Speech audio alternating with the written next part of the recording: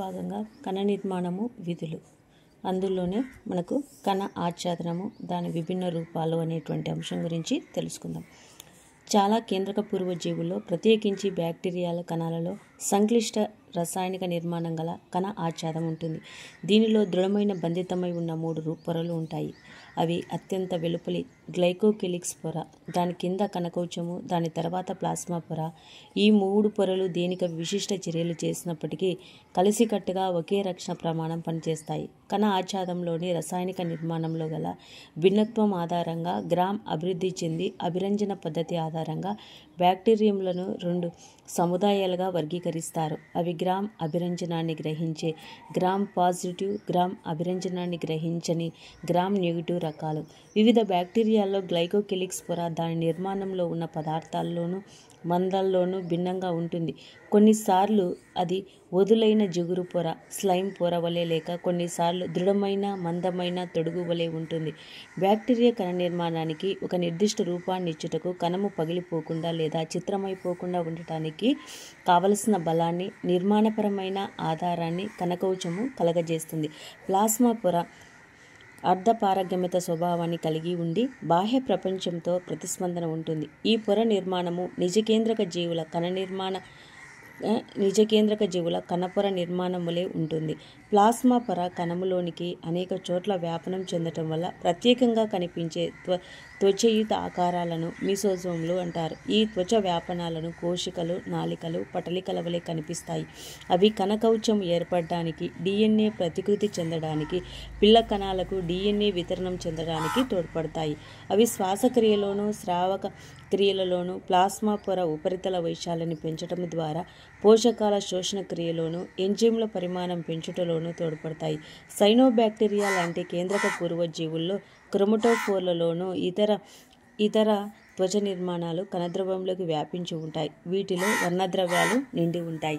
ఇక్కడ బ్యాక్టీరియాలు చలనసహిత లేదా చలనరహితంగా ఉండవచ్చు. చలన సహితమైన దానిని కణకవచం నుంచి పలచని తంతువుల వలె పెరిగి కశాబాలు ఉంటాయి. బ్యాక్టీరియాల్లో కశాబాల సంఖ్య అమరిక చాలా వైవిధ్యంగా ఉంటుంది. బ్యాక్టీరియాల కశాబ నిర్మాణంలో 3 భాగాలుంటాయి. అవి తంతువు, కొక్కెము, ఆధార కణిక. తంతువు అతి పొడవైన భాగంగా ఉండి కణ ఉపరితలము నుంచి వెలుపలికి పెరిగి ఉంటుంది. కశాబాలతో పాటు బ్యాక్టీరియంలో అదనంగా పిలి మరియు విబ్రియో అనే ఉపరితల నిర్మాణాలు ఉంటాయి. కానీ ఇవి కణచలనంలో పాల్గొనవు. పిలి అనేవి ఒక ప్రత్యేకమైన ప్రోటీన్ పదార్థంతో ఏర్పడిన సాగిన నాళిక లాంటి నిర్మాణం. ఫిబ్రియో కణము నుంచి బయటకు పొడుచుకొని వచ్చే పొట్టి దృఢ కంటకము లాంటి పోగులు. కొన్ని బ్యాక్టీరియాల్లో ఇవి కణాలు నీటిలోని రాళ్లను అత్తుకొని ఉండటానికి లేదా అతిథేయ కణజాలాలకు అంటిపెట్టుకుని ఉండటానికి తోడ్పడతాయి. రైబోజోములు అంతర్వేశాలు. కేంద్రక పూర్వజీవుల్లో రైబోజోములు ప్లాస్మా పొరతో అనుసంధానింపబడి ఉంటాయి. అవి సుమారు 15 నానోమీటర్ల నుంచి 20 నానోమీటర్ల పరిమాణంతో కలిగి 50S మరియు 30S అనే 2 ఉప ప్రమాణాలతో ఏర్పడి ఉంటాయి. ఈ 2 ఉప ప్రమాణాలు కలిసి ఉన్నప్పుడు 70S కేంద్రక పూర్వ రైబోజోములుగా ఏర్పడతాయి. రైబోజోములు ప్రోటీన్ నిర్మాణాన్ని జరిగే ప్రదేశాలు. అనేక రైబోజోములు ఒకే రాయబారి RNA పోచకు అతుక్కొని గొలుసు వలె కనిపిస్తాయి. వీటిని పాలీరైబోజోములు లేదా పాలిజోమ్లు అంటారు. పాలిజోమ్లలో రైబోజోములు రాయబారి RNAలోని సమాచారాన్ని ప్రోటీన్లుగా అనువాదిస్తాయి. అంతర్వేశాలు కేంద్రక పూర్వజీవ కణాలలో నిల్వ పదార్థాలు కణద్రవ్యంలో చేరి ఉంటాయి. వీటిని కణ అంతర్వేశకాలు అంటారు.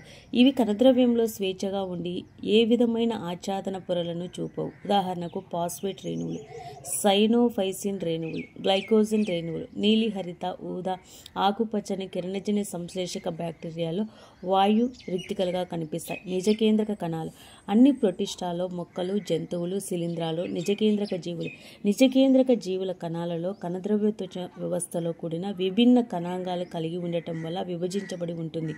నిజకేంద్రక జీవుల కణాలలో కేంద్రక త్వచాన్ని కలిగి ఉంటుంది. అంతేకాక నిజకేంద్రక జీవ కణాలలో సంక్లిష్టమైన వివిధ రకాల చలనశీలత కలిగించే నిర్మాణాలు కణ అస్థిపంజరాన్ని ఏర్పరిచే నిర్మాణాలు కనిపిస్తాయి. ఈ కణాల జన్యు పదార్థము క్రోమోజోమ్లుగా ఏర్పరచబడి ఉంటుంది.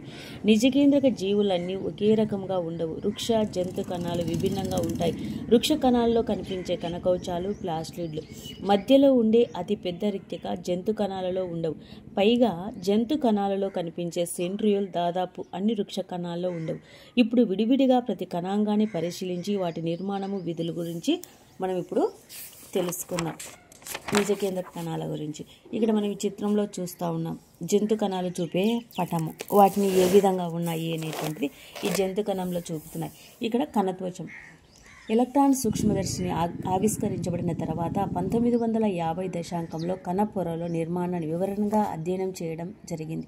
ఈ లోపలే కణపొరపై ప్రత్యేకించి మానవ ఎర్రరక్త కణాలు ఆర్బీసీపై జరిగిన రసాయనిక అధ్యయనాల కణ నిర్మాణాన్ని అర్థం చేసుకునే వీలు శాస్త్రజ్ఞులు కలిగించాయి. ఈ అధ్యయనాల ద్వారా కణపొరలు 2 వరుసలలో లిపిడ్ అణువులతో ఏర్పడి ఉంటుందని తెలిసింది.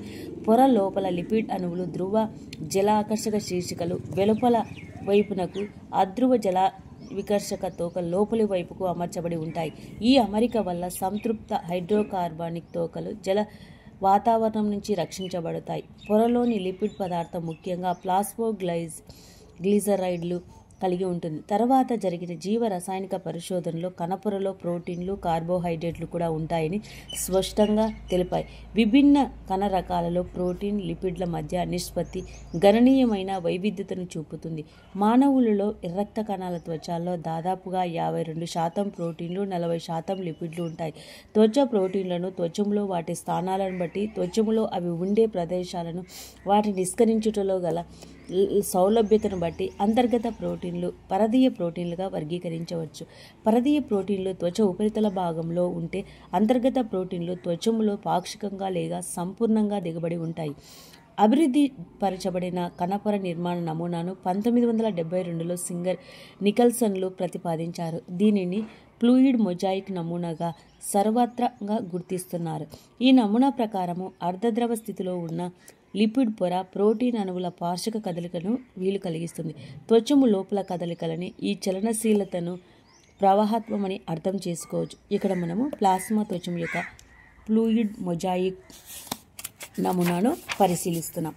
ఇక్కడ త్వచము యొక్క అర్ధద్రవ స్వభావతను ఇక్కడ కణ పెరుగుదల అనేటువంటి కణాంతర అనుసంధానాలు ఏర్పడటము, సావక్రియలు, సైటోసిన్లు, కణ విభజన మొదలగు కణ విధులను చాలా అవసరం. కణపొర వివిధ ధర్మాలలో ముఖ్యమైనది. కణము లోపలికి వెలుపలికి జరిగే అణువుల రవాణా కణపొర దానికి ఇరువైపులా ఉండే అన్ని అణువులకు భేదక పారగమ్యతను ప్రదర్శిస్తుంది. అనేక అణువులు కణపొర ద్వారా స్వేచ్ఛగా ఎటువంటి శక్తి వినియోగం లేకుండానే రవాణా చెందుతాయి. దీన్ని నిష్క్రియ రవాణా అంటారు. తటస్థ ద్రావితాలు కణపొర ద్వారా సామాన్య విసరణ పద్ధతిలో గాఢతా ప్రవణతను అనుసరించి, అంటే అధిక గాఢత నుంచి అల్ప గాఢత దిశలో చెలిస్తాయి. కణపొరలో ఒక వైపు నుంచి మరొక వైపుకు జరిగే నీటి చలనం కూడా అధిక గాఢత నుంచి అల్ప గాఢతలో జరుగుతుంది. విసరణ పద్ధతి ద్వారా ప్లాస్మా పొర గుండా జరిగే నీటి అణువుల చలనాన్ని ద్రవాభిసరణ అంటారు. ధ్రువధర్మాన్ని కలిగిన అణువులు అధ్రువ స్వభావాన్ని ఉన్న ద్విపటలికాయిత లిపిడ్ పొర ద్వారా ప్రయాణించలేవు కనుక వాటిని త్వచగుండం గుండా రవాణా చేయబడుటకు వాహక ప్రోటీన్లు సహాయం కావలసి ఉంటుంది. కొద్ది అయాన్లు లేదా అణువులు వాహక ప్రోటీన్ల సహాయంతో వాటి గాఢతా ప్రవణతను వ్యతిరేక దిశలో, అంటే అల్ప గాఢత నుంచి అధిక గాఢత వైపుకు త్వచము గుండా రవాణా చెందుతాయి. ఇది శక్తిపై ఆధారపడి జరిగే ప్రక్రియ. దీనిలో ఏటీపీ వినియోగించబడుతుంది. అందుకే దీన్ని సక్రియ రవాణా అంటారు. ఉదాహరణకు సోడియం పొటాషియం పంపు.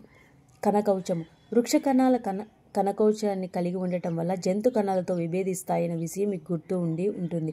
కణకవచాన్ని 1665లో రాబర్ట్ హోక్ వృక్షంపై చెందిన బెండు కణజాలంలో మొట్టమొదటగా కనుగొన్నాడు. కణకవచము శిలీంధ్రాలు, వృక్ష కణాలలోని ప్లాస్మా పొరను కప్పుతూ ఏర్పడే ఉన్న దృఢమైన నిర్జీవ భాగము. కణకవచము కణానికి రూపాన్ని ఇవ్వడమే కాక కణాన్ని వ్యాధి కారకాల నుంచి, యాంత్రిక కారణాల వల్ల కలిగే నష్టాల నుంచి రక్షిస్తుంది. అంతేకాక కణానికి మధ్య జరిగే ప్రతి చర్యలో పాల్గొంటూ అవాంఛనీయ అణువులను అడ్డుగోడవలే పనిచేస్తుంది. శైవలాల కణకవచాలు సెల్యులోజ్, గలక్టాన్లు, మానన్లు, కాల్షియం కార్బోనేట్ లాంటి ఖనిజాలతో ఏర్పడి ఉంటాయి. ఇతర మొక్కలలో కణకవచాలు సెల్యులోజ్ను, హెమిసెల్యులోజ్ను, పెక్టిన్లు, ప్రోటీన్లతో ఏర్పడి ఉంటాయి. లేత వృక్ష కణాలలో ఉండే ప్రాథమిక కవచం పెరగగలదు. కణము ముదురుతున్న కొద్దీ ఈ పెరుగుదల శక్తి తగ్గుతుంది మరియు ప్రాథమిక కణకవచం లోపలి తలంపై ద్వితీయ కణకవచం ఏర్పడుతుంది. చాలా మొక్కల్లో కణము ముదురుతున్నప్పుడు లిగ్నిన్, సుబారిన్, పెక్టిన్, క్యూటిన్ లాంటి కొత్త కణకవచ పదార్థాలు సెల్యులోజ్ పోగుల మధ్య గల అంతర ప్రదేశాల్లో చేరి ద్వితీయ కణకవచ నిర్మాణం జరుగుతుంది. దారు లాంటి కొన్ని కణ రకాలలో ద్వితీయ కణకవచంపై కొన్ని ప్రదేశాలు పలచగా కనిపిస్తాయి. వీటిని గర్తాలు అంటారు. వీటి ద్వారా కణాల మధ్య పదార్థాల రవాణా జరుగుతుంది. కణకవచంలో ముందుగా ఏర్పడే పొర మధ్యపటలిక. ఇది కణము విభజన చెందుతున్న సమయంలో ఏర్పడే కణపలక నుంచి తయారవుతుంది. ఒక పరిపక్వ వృక్ష కణం మధ్య పటలికల కవచము యొక్క వెలుపలి పొర కనిపిస్తుంది. ఇది ప్రధాన కాల్షియం పెక్టిన్తో ఏర్పడి ప్రక్కనున్న ఇతర కణాలను బంధించి ఉంచుతుంది. కణకవచము మరియు మధ్య పటలిక ద్వారా కణద్రవ్య బంధాలు కణానికి వ్యాపించి పొరుగున ఉన్న కణద్రవ్య పదార్థంతో సంబంధాన్ని ఏర్పరుస్తాయి. ఇక్కడ అంతర త్వచ వ్యవస్థ. ఈ కణములో కనిపించే వివిధ త్వచాయుత కణాంగాలు దేనికవి నిర్మాణంలో విధులలోనూ విస్పష్టమైన ఉన్నప్పటికీ వాటిలో జరిగే క్రియల మధ్య అనుసంధానం కనిపిస్తుంది. కాబట్టి వీటన్నిటిని కలిసికట్టుగా అంతర త్వచ వ్యవస్థగా గుర్తిస్తారు. అంతర్జీవ ద్రవ్యజాలము గాల్జీ సంక్లిష్టము, లైబోజోమ్లు, రిక్టికలు మొదలైనవి ఇక్కడ మనకు అంతర త్వచ వ్యవస్థలో భాగాలు. మైటోకాండ్రియా, హరితరేణువులు, పెరాక్సిజోమ్లు విధులపై వాటితో సంబంధం చూపవు. కాబట్టి ఈ కణాంగాలను అంతర త్వచ వ్యవస్థగా పరిగణించవచ్చు. అంతర్జీవ ద్రవ్యజాలం 1953 సంవత్సరంలో మొట్టమొదటిసారిగా కె.ఆర్. పోర్టర్ అంతర్జీవ ద్రవ్యజాలాన్ని ఎండోప్లాస్మ్ రెటికులం అనే పదాన్ని కణములోని సన్నని దారపు పోగుల రూపంలో కనిపించే నిర్మాణాలను వర్ణించుటకు ఉపయోగించారు. నిజకేంద్రక కణాలపై జరిపిన ఎలక్ట్రాన్ సూక్ష్మదర్శిని అధ్యయనాలను కణద్రవ్యంలో అనేక సన్నని సూక్ష్మనాళికలు విస్తరించి వలాకారంలో ఉంటాయని తెలియజేశాయి. ఈ వల వంటి నిర్మాణాన్ని అంతర్జీవ ద్రవ్యజాలము అంటారు. ఇక్కడ మనం పటంలో చూస్తున్నాం. అంతర్జీవ ద్రవ్యజాలం అనేది ఈ విధంగా ఉంది. ఇందులోని కణంలోని ప్రదేశం 2 భాగాలుగా విభజించబడి ఉంటుంది. అవి అంతరాలు లేదా అంతర్గత ప్రదేశం, ఈఆర్ లోపల భాగము, అంతరాలేతర లేదా బాహ్య ప్రదేశము, కణద్రవ్యము. అంతర్జీవ ద్రవ్యజాలము బాహ్య ఉపరితలంపై తరచుగా రైబోజోమ్లు అతుకొని ఉండటం చూడవచ్చు. ఉపరితలం మీద రైబోజోమ్లను కలిగి అంతర్జీవ ద్రవ్యజాలాన్ని గరుకు అంతర్జీవ ద్రవ్యజాలం అంటారు. RER. రైబోజోము లేకుండా నునుపుగా కనిపించే దాన్ని నునుపు అంతర్జీవ ద్రవ్యజాలం అంటారు. SER. ప్రోటీన్ నిర్మాణము, స్రావ క్రియలు చురుకుగా జరుగుతున్న కణాలలో RER ఎక్కువగా కనిపిస్తుంది. అంటే గరుకు అంతర్జీవ ద్రవ్యజాలంలో మనకు ఏమి చురుకుగా కనిపిస్తాయి అంటే ప్రోటీన్ నిర్మాణము, స్రావక క్రియలు చురుకుగా జరుగుతున్న కణాల్లో కనిపిస్తుంది. ఇది కణములో భాగంగా వ్యాపించే కేంద్రకం చుట్టూ ఉన్న బాహ్య పొరలతో సంబంధాన్ని ఏర్పరచుకుని ఉంటుంది. SER కణములో లిపిడ్ల సంశ్లేషణకు ప్రధాన కేంద్రంగా ఉంటుంది. అంటే ఇక్కడ జంతు కణాల్లో SERలో లిపిడ్ల లాంటి స్టెరాయిడ్ హార్మోన్లను ఉత్పత్తి జరగదు. ఇక్కడ అంటే ఈ ఎండోప్లాస్మిక్ రెటికులంలో మనకు ఉన్నటువంటి రైబోజోమ్లు లేకుండా ఉన్నటువంటి వాటిలో మనము ఇక్కడ ఏం చెప్తున్నాము, దీంట్లో జంతు కణాలలో లిపిడ్ లాంటి స్టెరాయిడ్ హార్మోన్లు అనేటువంటివి ఉత్పత్తి జరగదు అనేటువంటిది మనము చెప్తున్నాం. గాల్జీ పరికరం 1898లో కెమిల్లో గాల్జీ కేంద్రక దరిదాపుల్లో గాఢ వర్ణంలో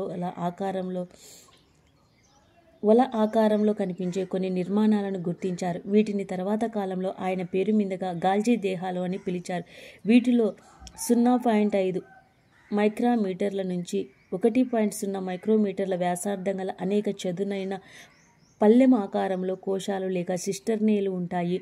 ఇవి ఒకదానిపై మరొకటి సమాంతరంగా దొంతరల వలె అమర్చబడి ఉంటాయి.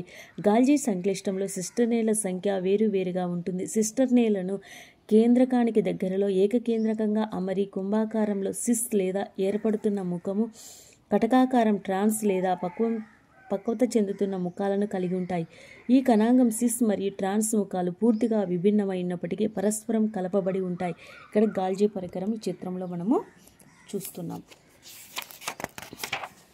ఇక్కడ కణ పదార్థంలో విభిన్న గమ్యస్థానాలు చేర్చడానికి ప్యాకేజ్ లేదా కణము వెలుపలికి స్రవించడం అనేది గాల్జీ పరికరం ప్రధానంగా నిర్వర్తించే విధి.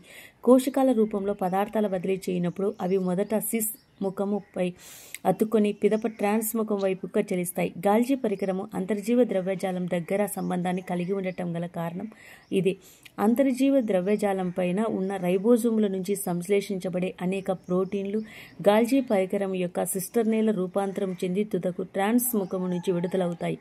గాల్జీ పరికరము గ్లైకోప్రోటీన్లు గ్లైకోలిపిడ్లను ఉత్పత్తి చేసే ముఖ్య కేంద్రకంగా ఉంటుంది. వృక్ష కణాలలో గాల్జీ పరికరము కణకౌచ పదార్థాల నిర్మాణానికి కణ విభజన సమయంలో కణపలకము ఏర్పరచుటలను తోడ్పడుతుంది. లైసోజోమ్లు గాల్జీ పరికర పదార్థంలో ఒక చోట కూర్చునే చర్యల్లో ఏర్పడే త్వచ ఆచ్ఛాదన కలిగిన గోళాకార కోశికలను లైసోజోమ్లు అంటారు.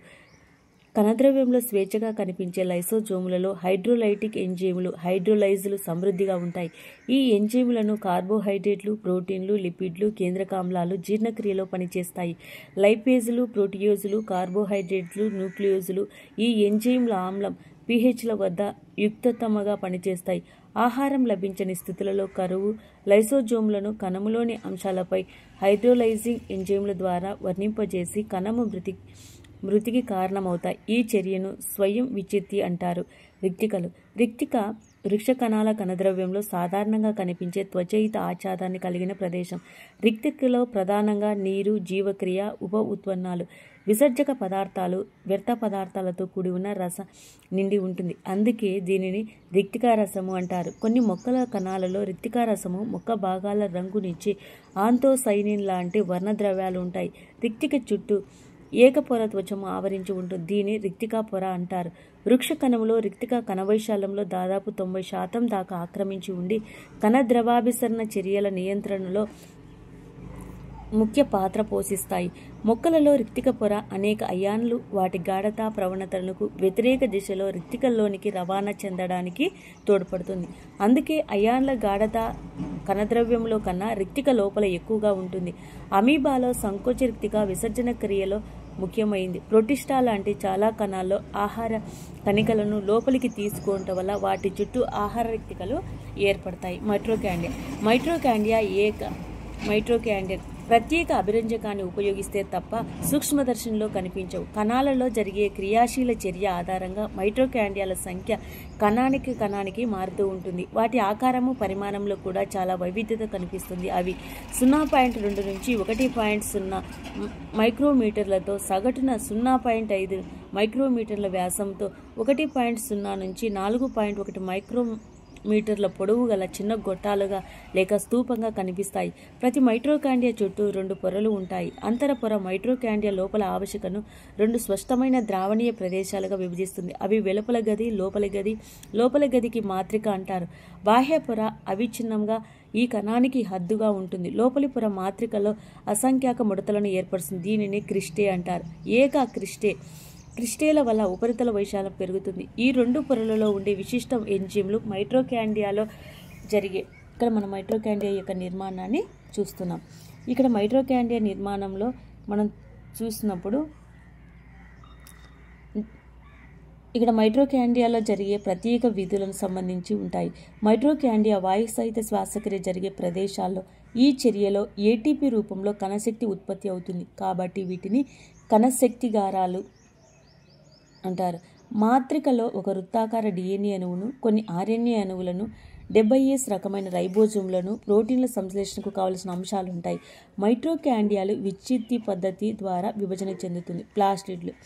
ప్లాస్టిడ్లు వృక్షజాతులన్నిటిలో యుగ్లినాయిడ్ల జీవులలో ఉంటాయి. ఇవి స్థూల పరిమాణంలో ఉండడం వల్ల సూక్ష్మదర్శిని సులభంగా కనిపిస్తాయి.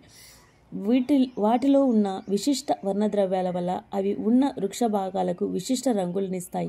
లోపల ఉన్న వర్ణద్రవ్యాల ఆధారంగా ప్లాస్టిడ్లను హరిత రేణువులు, వర్ణ రేణువులు, శ్వేత రేణువులుగా వర్గీకరిస్తారు. హరిత రేణువుల్లో కిరణజన్య సంయోక్రియకు సంబంధించి కాంతి వికిరణ శక్తిని గ్రహించడానికి కారణమైన పత్రహరితము, కెరోటినాయిడ్లు వర్ణద్రవ్యాలుగా ఉంటాయి. వర్ణ రేణువులతో కెరోటిన్, జాంతోఫిల్స్, ఇతర క్రొవ్వుల్లో కరిగే కెరోటినాయిడ్ వర్ణద్రవ్యాలు ఉంటాయి. ఇవి మొక్క భాగాలకు పసుపు, నారింజ లేదా ఎరుపు వర్ణంలో కలగజేస్తాయి. శ్వేత వర్ణ రేణువులను వర్ణరహిత ప్లాస్టిడ్లు అని. ఇవి వివిధ ఆకారాల్లో పరిమాణాన్ని కలిగి ఉండి పోషకాలను నిల్వ చేస్తాయి.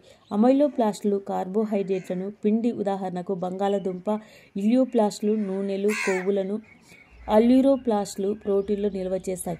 హరిత రేణువులు అత్యధిక సంఖ్యలో పత్రము యొక్క పత్రాంతర కణజాలంలో కనిపిస్తాయి. ఇవి కటకాకారము, అండాకారము, గోళాకారము, చక్రాభము లేదా రిబ్బెన ఆకారంలో ఉంటాయి.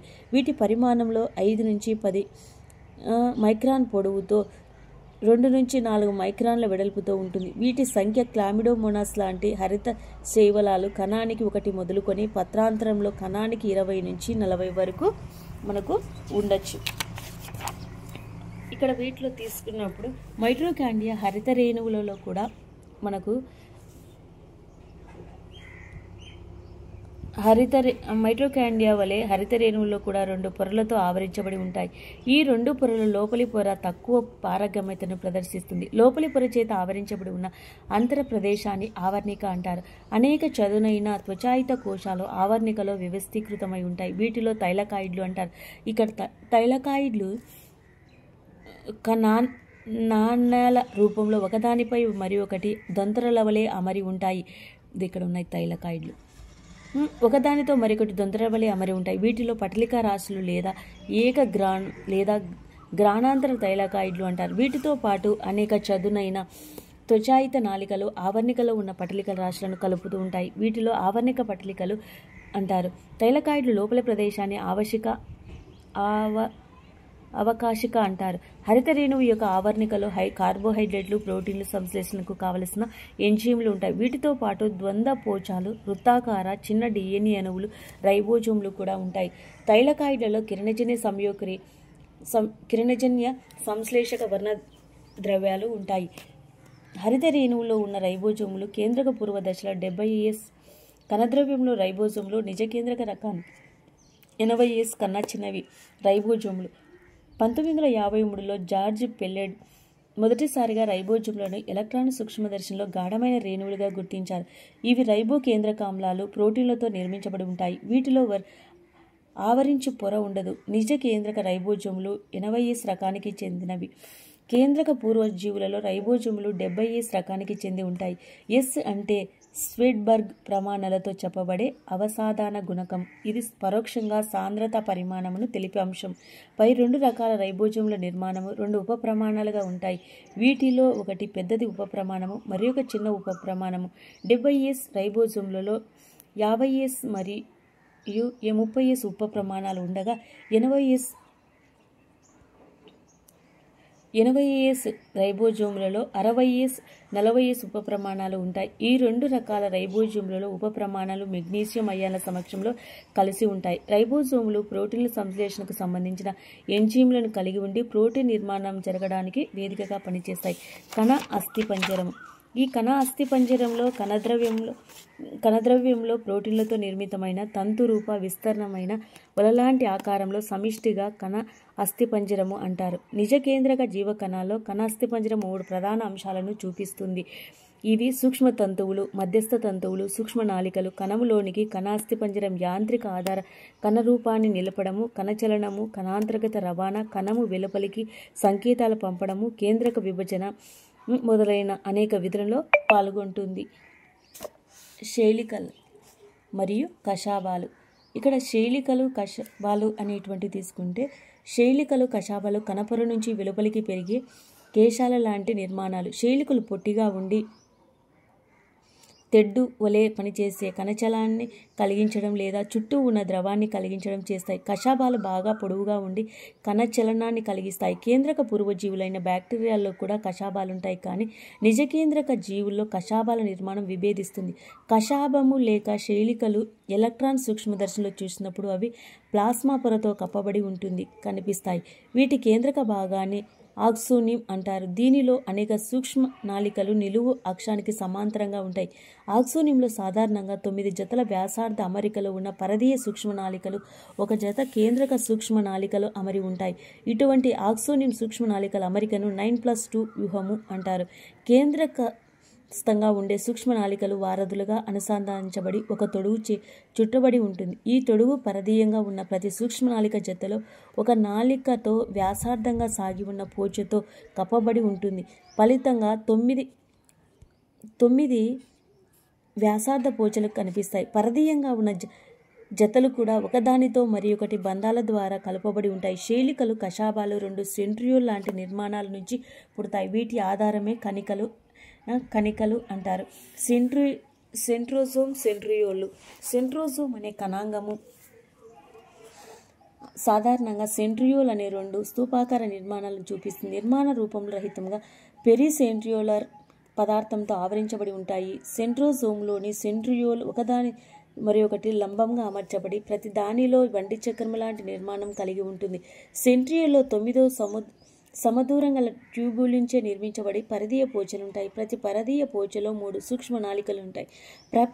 ప్రక్కనున్న పరదీయ పోచలు త్రికాలుగా కలపబడి ఉంటాయి. సెంట్రియోల్ కేంద్రక భాగము ప్రోటీన్ పదార్థంచే నిర్మించబడి హబ్ అని పిలువబడుతుంది.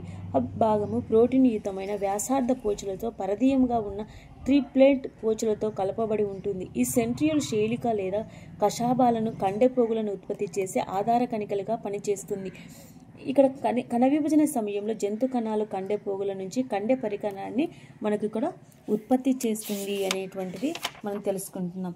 ఇక్కడ కేంద్రకాలు, ఈ కేంద్రకం అనేటువంటిది తీసుకున్నప్పుడు కేంద్రక కణాంగాన్ని 1831లో తొలుత రాబర్ట్ బ్రౌన్ వర్ణించడం పిదప క్షార అభిరంజకాలతో చర్య జరపబడి కేంద్రకంలో పదార్థాన్ని ఫ్లెమింగో క్రోమాటిన్గా పిలిచారు. అంతర్దశ కేంద్రకంగా విభజన చెందిన స్థితిలో ఉన్న కణములోని కేంద్రకం విస్తారంగా వ్యాపించి ఉన్న క్రోమటిన్ అనే న్యూక్లియో ప్రోటీన్లు, కేంద్రక మాత్రిక, 1 లేక ఎక్కువ సంఖ్యలో గోళాకారంలో ఉన్న కేంద్రక అంశాలు ఉంటాయి.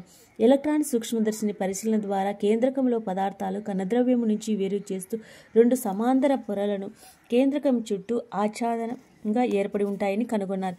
ఈ పొరల మధ్య 10 నుంచి 50 నానోమీటర్ల వైశాల్యంతో పరిన్యూక్లియర్ అంతర్నాళము ఉంటుంది. వెలుపలి పొర సాధారణంగా అంతర్జీవ ద్రవ్యజాలంతో అనుసంధానించం చెంది ఉంటుంది. ఉపరితలంపై రైబోజోమ్లను కలిగి ఉంటుంది. కేంద్రకపు తొడుగు అనేక ప్రదేశాల్లో సూక్ష్మ రంధ్రాలను కలిగి ఉంటుంది. తొడుగులో 2 పొరలను కలుసుకోవడం వల్ల ఈ రంధ్రాలు ఏర్పడతాయి. సూక్ష్మ రంధ్రాల ద్వారా ఆర్ఎన్ఏ మరియు ప్రోటీన్ అణువులు కేంద్రక మరియు కణద్రవ్యం మధ్య ద్విదశ పదంలో చలనం చెందుతాయి. సాధారణంగా ఒక కణములో ఒకే కేంద్రకం ఉంటుంది. అయినప్పటికీ కేంద్రకాల సంఖ్య భిన్నంగా ఉండడం కూడా తరచుగా చూడవచ్చు. కణంలో 1 కన్నా ఎక్కువ సంఖ్యలో కేంద్రకాలు గల జీవుల పేర్లు మనం గుర్తుంచుకోగలరా? కొన్ని పరిపక్వ కణాల్లో అసలు కేంద్రకమే ఉండదు. ఉదాహరణకు చాలా క్షీరదాల్లో ఎర్రక్త కణాలు, నాళిక కణజాలయుత మొక్కల్లో చాలిని నాళాలు. ఈ కణాలు సజీవమైనవిగా మీరు పరిగణిస్తారా?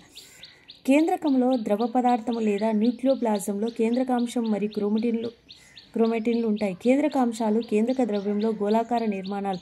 కేంద్రకాంశాల చుట్టూ పొర ఉండదు కనుక దానిలో పదార్థము కేంద్రక రసంలో కలిసిపోయి ఉంటుంది. కేంద్రకాంశాల్లో రైబోజోములు, ఆర్ఎన్ఏ మరియు చురుకుగా సంశ్లేషణ జరిపే ప్రదేశాలు. ప్రోటీన్ సంశ్లేషణ చురుకుగా జరుపుతున్న కణములో అధిక సంఖ్యలో పెద్ద పరిమాణంలో కేంద్రకాంశాలు కనిపిస్తాయి. అంతర్దశ కేంద్రకంలో క్రోమాటిన్ అనే వదులైన అస్పష్టంగా కనిపించే న్యూక్లియో ప్రోటీన్ పోగులతో ఏర్పడిన వలలాంటి నిర్మాణం కనిపిస్తుందని మీకు గుర్తుండి ఉంటుంది. కానీ కణ విభజన వివిధ దశలలో కేంద్రకము బదులు కణాలలో క్రోమోజోములు చూడవచ్చు. క్రోమాటిన్ పదార్థంతో డిఎన్ఏ, హిస్టోన్లు అనబడే కొన్ని క్షార ప్రోటీన్లు, కొన్ని నాన్ హిస్టోన్ ప్రోటీన్లు, ఆర్ఎన్ఏలు ఉంటాయి. ఒక మానవ కణంలో దాదాపుగా 2 మీటర్ల పొడవున్న డిఎన్ఏ పోగు మొత్తం 46 క్రోమోజోములలో ఇమిడి ఉంటుంది.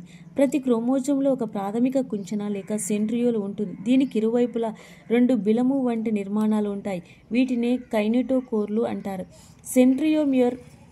సెంట్రియోమియర్ ఉన్న స్థానాన్ని బట్టి క్రోమోజోమ్లు 4 రకాలుగా వర్గీకరిస్తారు.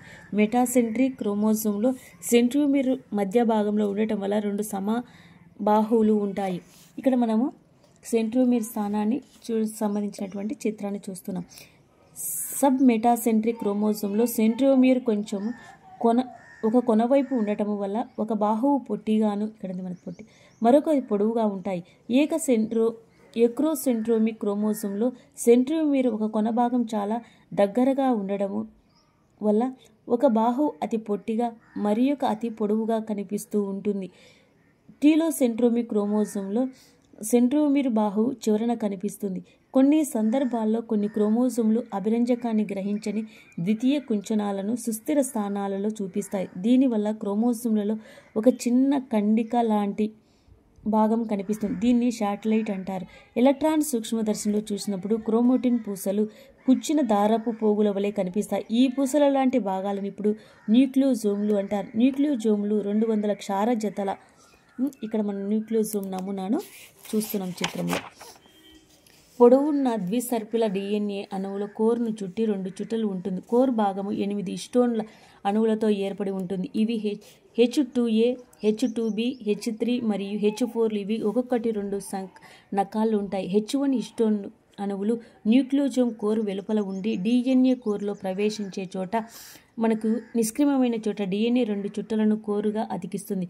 2 అనుక్రమిక న్యూక్లియోజోమ్ల మధ్య కొనసాగి ఉన్న DNAను లింకర్ DNA అంటారు. రుణాత్మకమైన ఆవేశంలో ఉన్న DNA ధనాత్మకమైన ఆవేశంలో ఉన్న హిస్టోన్ల మధ్య గల సావాస కేంద్రకంలో DNA అర్థవంతంగా ఇమర్చబడి ఉండటం వల్ల చేస్తుంది.